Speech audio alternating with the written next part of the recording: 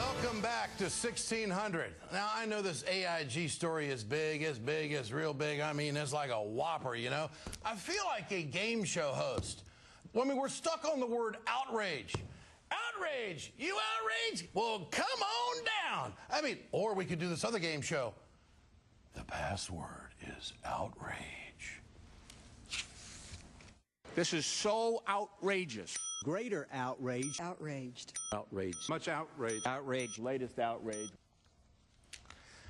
Now, we wanted to stop before hitting double digits, but you get the point. I mean, politicians, talk show hosts, editorial writers, and even the president is outraged. People are rightly outraged about these particular bonuses.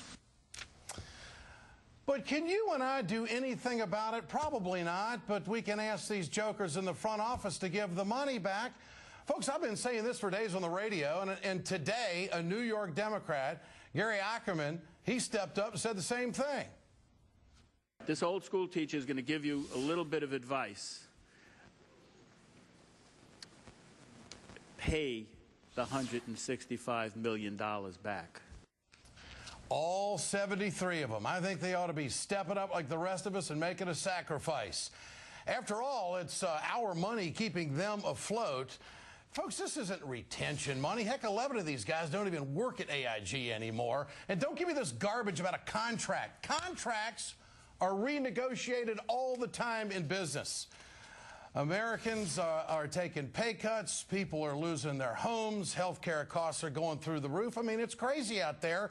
So I guess we have to ask the serious question, when does the selfishness stop in this country?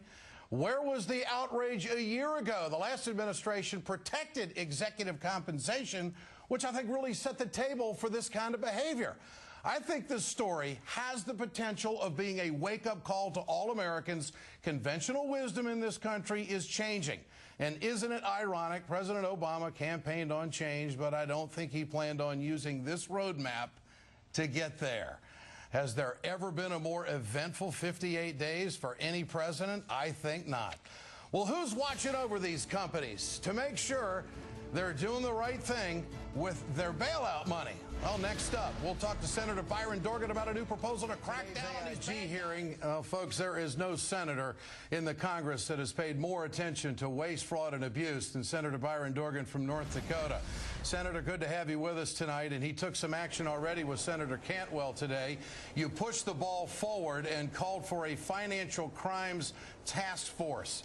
Senator, do you think this is the remedy that we need to straighten this whole thing out? Well, that's part of it. We need a task force down at the Justice Department that's going to prosecute financial crimes. You know, look, this is a disgrace what's happening. In some ways, this AIG thing is just pulling back the curtain just a bit on what is a culture of corruption.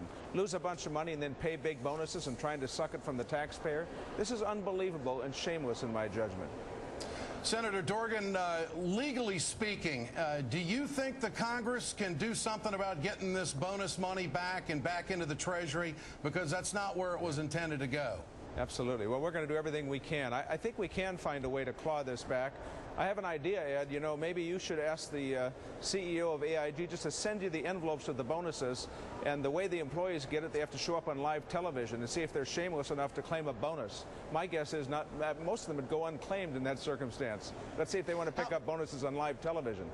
Senator, how damaging do you think, if at all, to the president this might be in slowing down his agenda? Because the confidence around the country seems to be eroding when it comes to helping financial institutions out on the heels of this kind of information.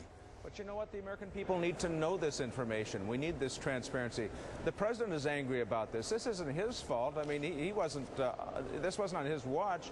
And listen, the other thing is these are relatively small compared to the Merrill Lynch bonuses made in December. That was a company that lost $27 billion and gave $3.6 billion in bonuses. They paid 694 people, each of them, more than $1 million in bonuses for a company that lost $27 billion. And then Bank of America took them over and got $20 billion in TARP funds. I'm just telling you, this is a culture of corruption. I'm glad the thing has boiled over. People are furious, and so am I, and we need to put a stop to all of it. Well, this task force that you're putting together, would it have subpoena power? Would it be able to really get into the devil in the details to find out how we got here and why the American people weren't told about this beforehand? Yeah, there are two things. One is a select committee of the Senate with subpoena power. Nobody knows the whole narrative of what has caused this financial crisis. I and Senator McCain have proposed a select committee of the Senate to investigate, and that would have subpoena power. The second thing is we've asked Attorney General Holder to create a financial crimes task force to prosecute criminal behavior, and I'm telling you, I believe there's plenty. Andrew Cuomo, the Attorney General of New York, is doing it.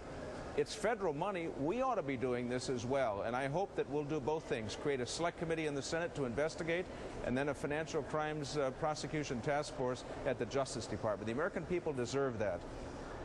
Senator, good to have you on with us tonight. I appreciate you being here, and we'll watch this task force. Something needs to be done, no doubt about it. Thanks, Ed. It's good to be with you. You bet. Well,